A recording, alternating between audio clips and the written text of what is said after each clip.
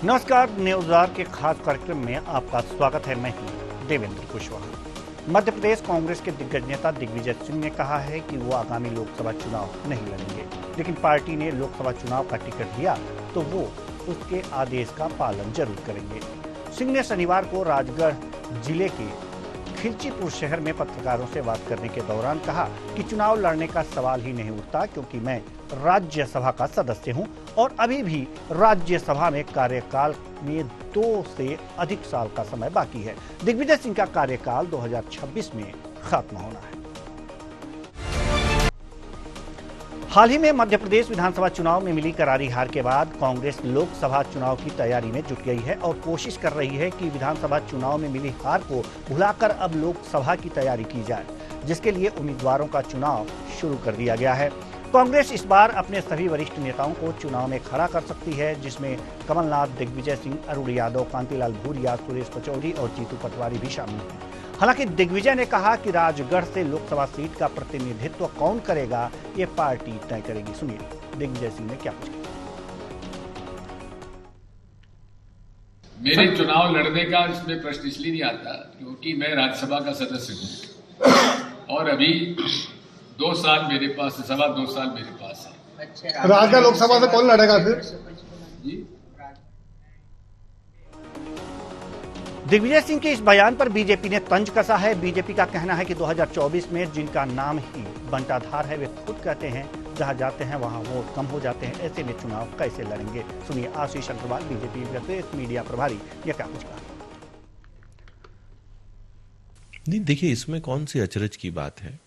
दिग्विजय सिंह को जनता अस्वीकार कर चुकी है 2003 के विधानसभा चुनाव में।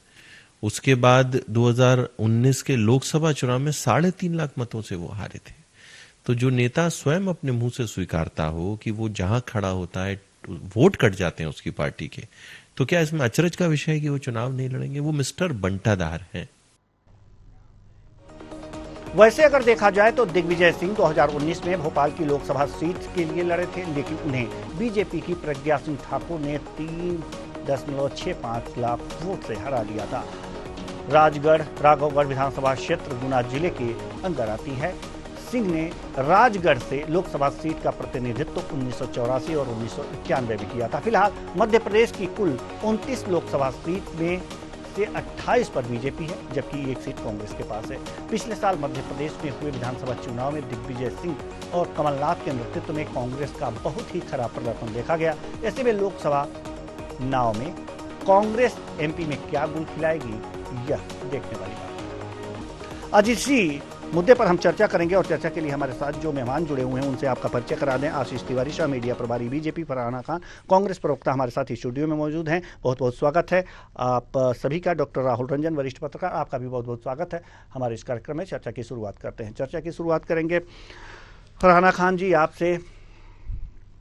जैसा कि दिग्विजय सिंह ने लोकसभा चुनाव न लड़ने की बात कही, पूरी तरह से नकारा नहीं, लेकिन फिर भी न लड़ने की बात कही और बीजेपी ने उस पर तंज कसा। मिस्टर बंटाधार की संज्ञा ही दे डाली है कि जहां ये जाते हैं वहां वोट कम हो जाते हैं, तो अपने क्या लड़ेंगे चुनाव? क्या कहेंगे आप? बीजेपी का तो काम ही है इस तरह की फिजूल की बयानबाजी करना, ये उनका चरित्र है। कांग्रेस ने कुछ भी कहा, कांग्रेस के किसी नेता ने कोई भी स्टेटमेंट दिया, जबकि उन्होंने सीधी सिंपल सी बात की, इसमें भी बीजेपी के पेट में इतना दर्द होना, तो ये इनका नेचर है, इनका बिहेवियर, ये अक्सर इनके साथ में होता है। अब दिग्विजय सिंह जी की हम बात करें कि 2019 में उन्होंने लोकसभा चुनाव लड़ा, ठीक है, अभी वो राज्यसभा के सदस्य हैं, 2.25 साल उनके पास अभी हैं, तो उन्होंने बिल्कुल स्पष्ट रूप से कहा है कि मेरे पास जब 2.25 साल हैं राज्यसभा के, तो मैं चुनाव क्यों लड़ूं? और अगर फिर भी पार्टी अगर ये डिसाइड करती है कि उनको लोकसभा चुनाव लड़ना है, तो वो पार्टी के आदेश का पालन करेंगे और चुनाव लड़ेंगे। अब इतनी सिंपल सी बात में बीजेपी के पेट में दर्द क्यों उठ रहा है, मुझे ये नहीं समझ में आता है। इन्हें अपनी चीजें दिखाई नहीं देती हैं। कल जो पलटू राम का इन्होंने जोरों शोरों से स्वागत किया है, उन्हें कसम वो शपथ जी। दिलवाई है मुख्यमंत्री की, ऐसे पलटू राम के बारे में इनको कुछ नहीं, तब इनका ये एक तरह ये बोलते हैं कि हम लोग राजनीतिक भाव से नहीं करते, हम सेवा भाव से करते हैं। तो जो पलटू राम जी कल इनकी पार्टी में वापस आए वो कौन से भाव से आए हैं? वो राजनीतिक भाव नहीं था, वो जो चुनाव होने वाले हैं वो जीतने का भाव नहीं था, वो किसी भी तरह से जोड़ तोड़ करके चुनाव कराने का भाव नहीं था। तो ये कौन सा भाव था? और मैं तो कहती हूँ कि ये चुनाव कराते ही क्यों है? ये अब एक सिर्फ नाम के लिए रह गया है, जब इनको हर चीज में दखल अंदाजी करनी है, इनको सुप्रीम कोर्ट अपने अधीन चाहिए, उनको चुनाव आयोग अपने अधीन चाहिए। इनके पास 3 और कार्ड भी हैं जिसको ईडी, सीडी और सीबीआई कहते हैं। ये पीछे जो नेता इनके खिलाफ जाते हैं उनके पीछे लगा देते हैं। तो इस तरह से ये चुनाव करते हैं। बहुत लंबा फहरिस्त आपने दे दिया। जी, बहुत जी, लंबा। जी, बिल्कुल। पहले तो पेट में दर्द क्यों हुआ इसका ही जवाब ले लेते हैं। जो हमारे साथ आशीष तिवारी जी सह मीडिया प्रभारी बीजेपी से जुड़े हुए हैं, जवाब दीजिए कि अगर जो दिग्विजय सिंह ऐसा कहते हैं कि हम चुनाव नहीं लड़ेंगे तो बीजेपी के पेट में दर्द क्यों होता है, ऐसा फरहाना खान जी कह रही हैं, आप जवाब दीजिए। देखिए, अभी मेरी बहन ने जो बातें कही हैं उनका जवाब मैं बहुत स्पष्ट रूप से दे रहा हूं। मैं उन्हें बता देना चाहता हूं कि दिग्विजय सिंह जी की स्थिति मध्य प्रदेश के अंदर क्या हो गई है, ये वो खुद स्वयं जानती हैं और साथ ही साथ उनकी पार्टी जानती है। तो आपके पेट में दर्द क्यों हो रहा है? क्या स्थिति है, क्या नहीं है? या आपके पेट में क्यों दर्द हो रहा है? आपकी पार्टी के पेट में क्यों दर्द होता है? आपकी पार्टी के पेट में क्यों दर्द होता है? किसी पत्रकार ने कोई सवाल पूछा और हमारे नेता ने उस सवाल का जवाब दिया, तो आपके सारे लोगों की तबीयत क्यों बिगड़ने लगती है? आपके लोगों की तबीयत क्यों बिगड़ने लगती है? किस बात से इतना डरे हुए हैं आप लोग? क्या वजह है कि इतना डरे हुए हैं आप लोग? क्या राहुल गांधी की न्याय यात्रा से डर है आपको? क्या जो मणिपुर में आपने किया यात्रा को रोकने के प्रयास किए, क्या मध्य प्रदेश में आने से पहले आपके अंदर इतना डर है, इतना हवा बैठ गया है कि आप अनर्गल बयानबाजी कर रहे हैं? आप हमारे नेता के एक सिंपल से बयान को इतना घुमा फिरा कर पेश कर रहे हैं। आपको किस बात का डर है ये बता दीजिए। आपको इस बात का डर है कि जनता आपकी असलियत जान चुकी है? आपको इस बात का डर है कि जनता आपकी जो चुनाव प्रक्रिया है उसके खिलाफ दिल्ली में धरने पर बैठी हुई है?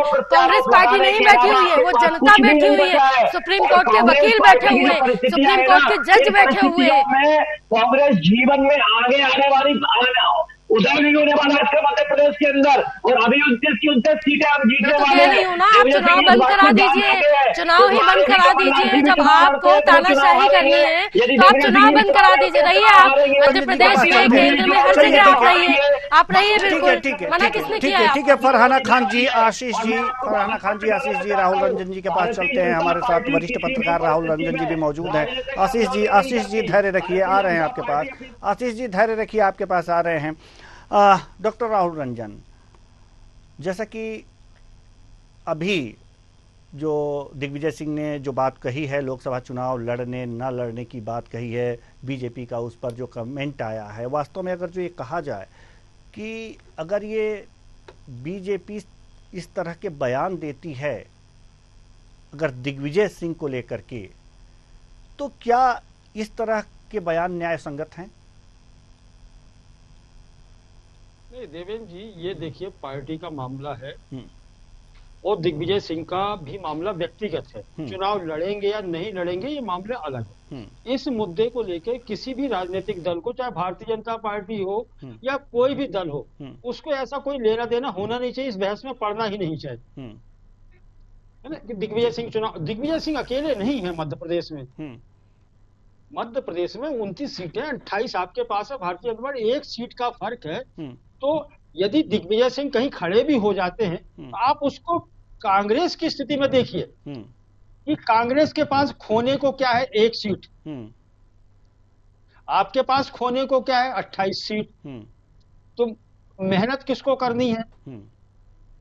28 सीट वाले को, कि आपको 28 सीटें बचानी है। एक सीट वाले को क्या, 1 से यदि उनकी 2 आ गई, 3 आ गई या 4 आ गई, कुछ भी हो गया तो वो फायदे में है। मतलब आप भी मान रहे हैं 1 से 2 या 3 या 4, मतलब आप भी यही कह रहे हैं कि 1 से अगर जो बढ़ेगी कांग्रेस मध्य प्रदेश में तो 1, 2 या 3 या 4, इससे ज्यादा नहीं हो सकता। जितनी भी बढ़े जी, देखो देवेंद्र जी, कितनी भी बढ़े ये उनका एनालिसिस हो सकता। अभी तो कयास लगाए जा सकते हैं इस मामले में।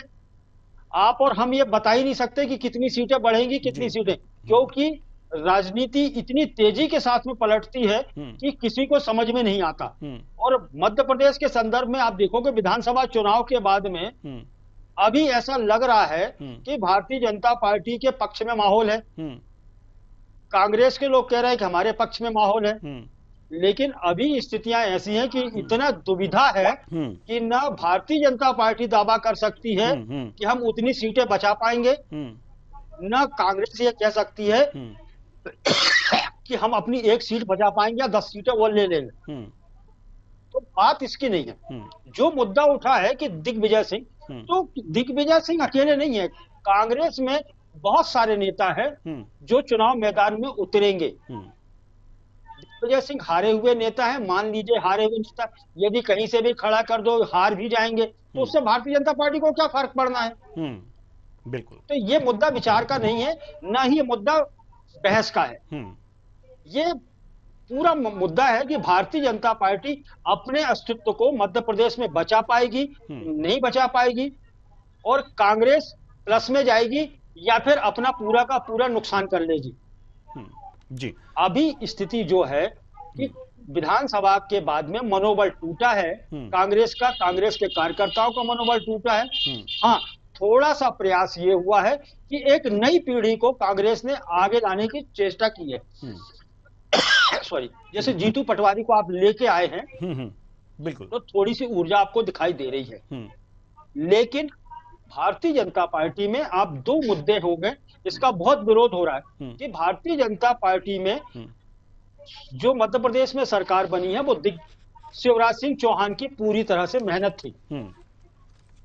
लाडली बहना योजना कहिए, जिसकी चर्चा हम लोगों ने बार बार की है, और उनकी और योजनाएं और बाकी उनकी योजनाएं जिसकी चर्चा बार बार हुई है, हमने भी उस मुद्दे को उठाया है और उसकी चर्चा की है, तारीफ की है कि लाडली बहना ने ही इस मध्य प्रदेश का माहौल बदल दिया। आज 18 वर्षों की सफलता के बाद में यदि शिवराज सिंह चौहान किनारे कर दिए जाते हैं तो आज मध्य प्रदेश का भारतीय जनता पार्टी का, ये कितना भी कहते हैं कि कैडर बेस है और कार्यकर्ताओं की पार्टी, लेकिन शिवराज सिंह चौहान से 70 से 80% कार्यकर्ता सीधा जुड़ा हुआ है।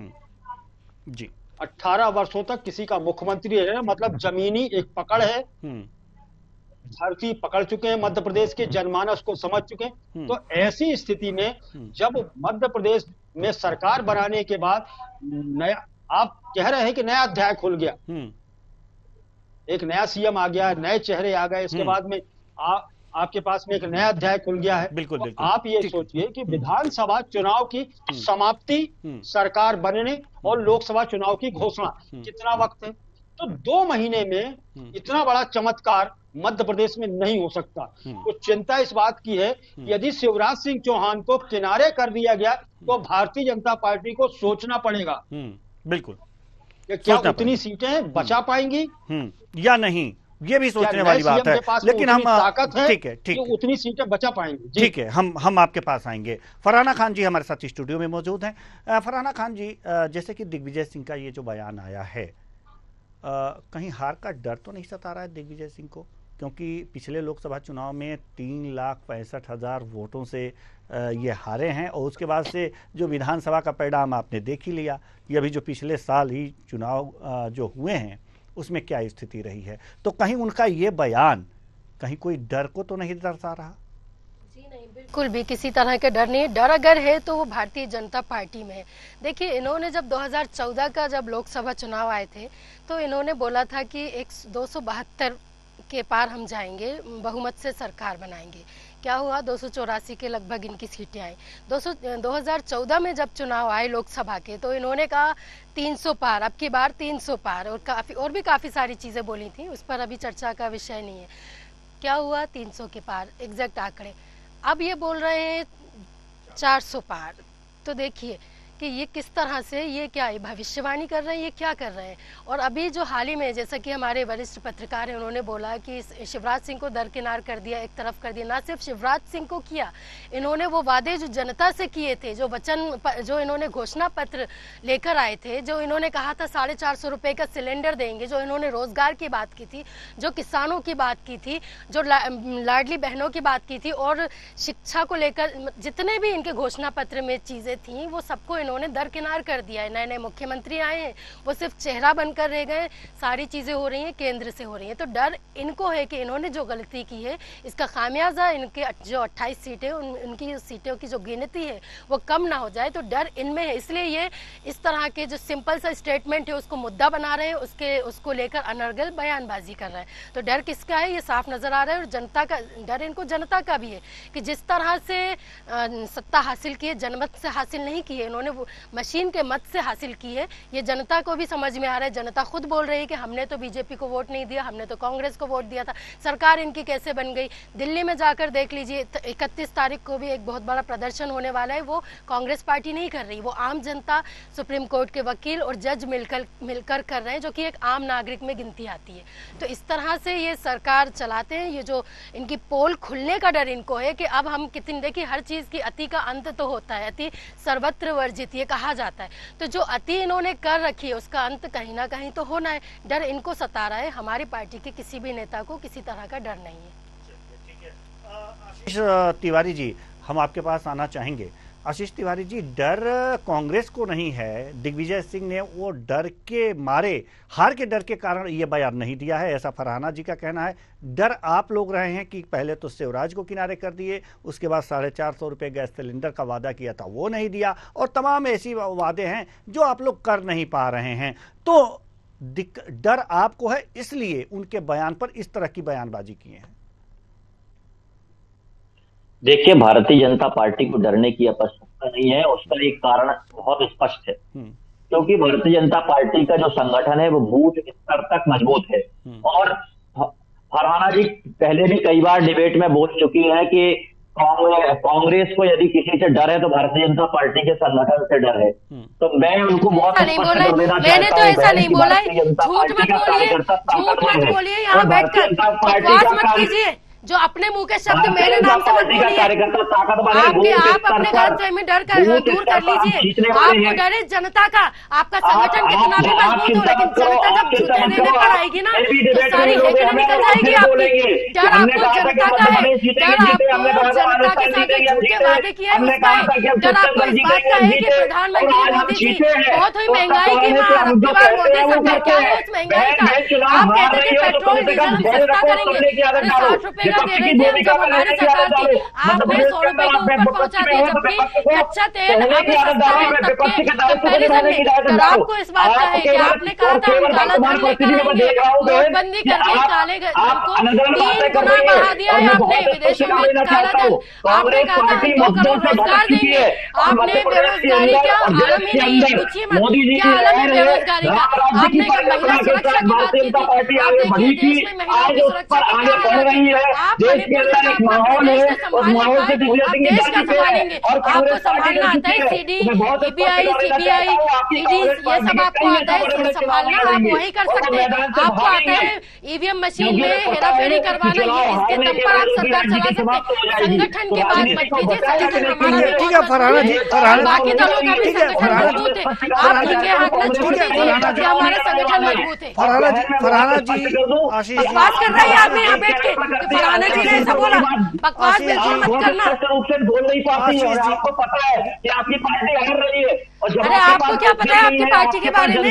पहले जानकारी ले आइए आप अपनी पार्टी की, अपने नेताओं की, छोटे मक्कार लोगों की जो पार्टी है आपकी। कांग्रेस पार्टी मध्य प्रदेश में हारेगी और मध्य प्रदेश के अंदर 29 सीटें हम जीतेंगे। और जहाँ तो आपको अभी से भैया आपके प्रधानमंत्री को अभी से बधाई दे देती हूँ।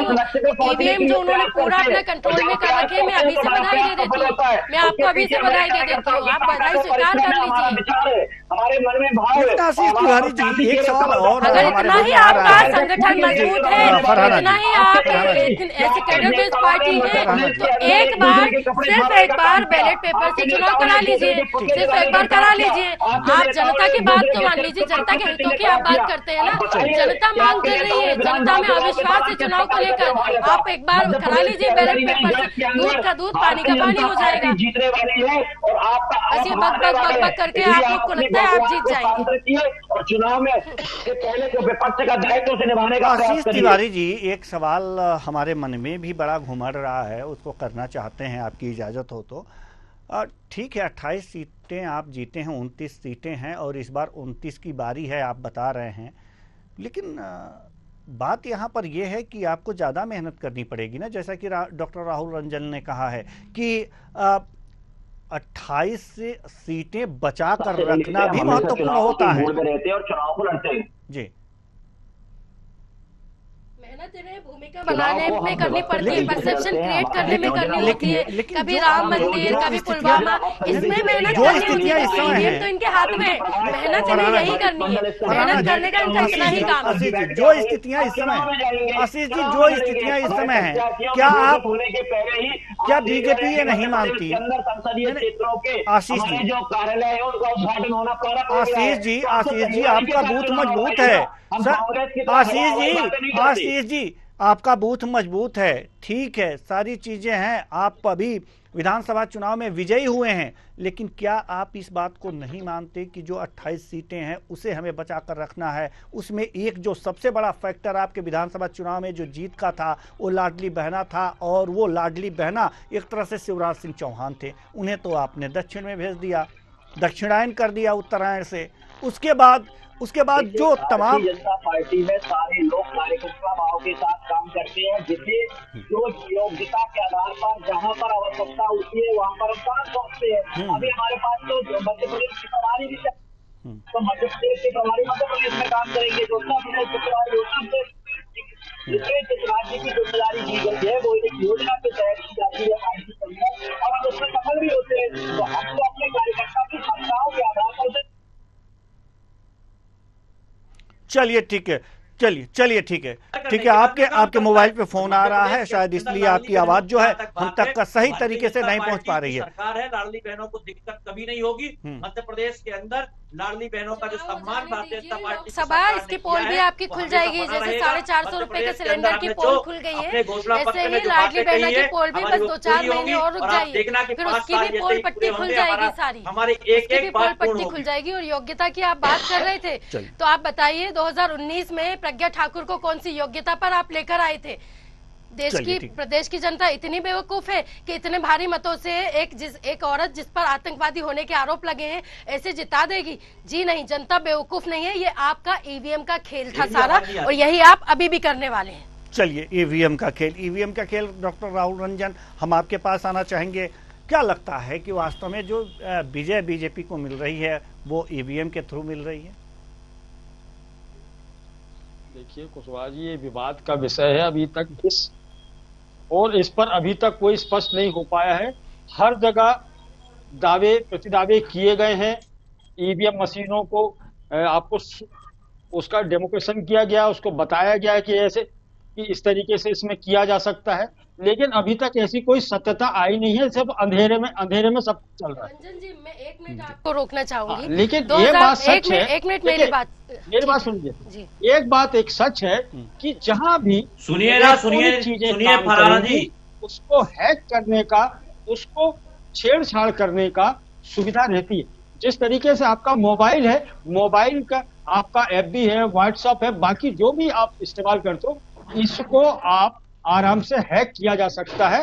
ये इलेक्ट्रॉनिक में है, तो हैकर्स हैक कर सकते हैं। तो आप इसको ये नहीं कह सकते कि ईवीएम मशीनों को हैक किया जा सकता है, ठीक है। एक दूसरा विवाद जो हिंदुस्तान में उछल रहा है कि जो 19 लाख मशीनें लगभग ईवीएम मशीनें जो लापता हुई हैं, उनका आज तक पता नहीं चला है।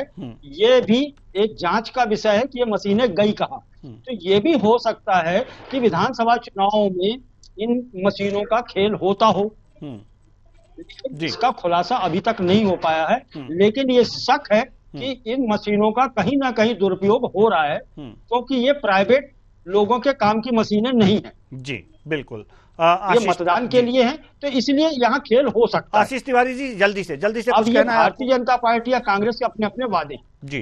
देखिए, मैं बहुत स्पष्ट रूप से कह देना चाहता हूं कि कांग्रेस जब से हारी है मध्य प्रदेश के साथ में अन्य 4 राज्यों में भी, तो उस तब से वह बौखलाई हुई है और उनके पास में ईवीएम पर आरोप लगाने के अलावा कोई उपाय नहीं बचा है। जब पिछली बार ये राजस्थान जीत गए, छत्तीसगढ़ जीत गए, जब इनने ईवीएम पर कोई प्रश्न चिन्ह खड़ा नहीं किया, जैसे ये चुनाव हारते हैं ईवीएम पर प्रश्न चिन्ह खड़ा करते हैं और ये आधारहीन और तथ्यहीन बातें करते हैं। जब स्पष्ट हो चुका है, देश के अंदर स्पष्ट एक प्रक्रिया है, उसके तहत चुनाव होते हैं, सारा देश देखता है, और इस प्रकार की बातें करना कांग्रेस के स्वभाव में आ चुका है और कांग्रेस के नेता भी चुनाव से डरे हुए हैं, वो चुनाव से भाग रहे हैं। चलिए, ठीक है।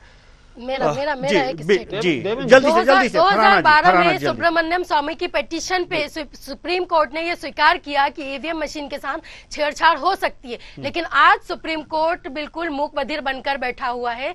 वकील सड़कों पर हैं, धरने पर हैं, लेकिन सुप्रीम कोर्ट की कान पर जू नहीं रेंग रही है। तो ये इनका चरित्र है। 2012 में जब हमारी सरकार थी, हमारे जो सुप्रीम कोर्ट के जज थे, उन्होंने बिल्कुल निष्पक्ष होकर उस पर जवाब दिया, लेकिन आज का जो इनकी सरकार है, जो दबाव में सुप्रीम कोर्ट और चुनाव आयोग काम कर रहे हैं, तो ये एक एग्जांपल है कि किस तरह से ये सरकार बनाते हैं और किस तरह से सरकार चला रहे हैं। बस अब चुप हो जाइए, मुंह बंद रख लीजिए आप अपना। और देश में न्याय व्यवस्था सुप्रीम कोर्ट से चलती है। चलिए, देखिए देवेंद्र जी, हम देश के सामने ऐसी बातें ना करें। किसको लगता है जो ऊंचाई पर खड़ा हो, आप ऊंचाई पे खड़े हो तो आपको डर लगेगा जी। आपको यदि कुर्सी का बिल्कुल पकड़ के बैठे हो तो कुर्सी जाने का आपको डर लगेगा। बिल्कुल। तो भारतीय जनता पार्टी के पास में जितनी ऊंचाई पे जाना चाहिए था, इन 10 वर्षों में ऊंचाई पे पहुंच चुके। तो अब डर यह है कि अपने अस्तित्व को भारतीय जनता पार्टी बचाए। दूसरी चीज, डर इस बात का है कि कुर्सी कहीं चली गई तो हमारा क्या होगा। तो ये स्थिति, तो यहाँ अस्तित्व जो है, कांग्रेस के अस्तित्व की चिंता नहीं है, चिंता जो बहुत ज्यादा ऊंचाई पर पहुंच गया हो उसको दिक्कत होती है, क्योंकि आप ऊंचाई से गिरोगे तो हाथ पैर टूट जाएंगे जी, लेकिन जमीन से आसमान को देखने वाले के हाथ पैर नहीं टूटते। तो कुल मिलाकर के ये कहा जा सकता है कि जी, कुल मिला के कहा जा सकता है कि ज्यादा सावधानी रखने की जरूरत बीजेपी को है। कांग्रेस को खोने के लिए कुछ नहीं है, बस पाना ही पाना है। बहुत बहुत धन्यवाद तीनों मेहमानों का, आप आए और अपने अपने विचार साझा किए। तो कुल मिलाकर के देखा जा सकता है कि लोकसभा चुनाव की तैयारी में सभी हैं, कांग्रेस हो या बीजेपी, एक दूसरे पर आरोप प्रत्यारोप शुरू है और एक दूसरे पर आरोप प्रत्यारोप लगा रहे हैं। लेकिन सवाल यह है कि डर किसको है, भय किसको है? तो जो ऊंचाई पर, यानी कि 28 सीटें बचाने का लक्ष्य जो है यह महत्वपूर्ण है और बीजेपी इसी चिंता में जरूर रहेगी और ज्यादा से ज्यादा कोशिश करेगी। कांग्रेस के पास खोने के लिए बस एक सीट है, हालांकि अगर जो ये पाती है तो ज्यादा ही पाए। फिलहाल इस कार्यक्रम में इतना ही, मुझे दीजिए इजाजत।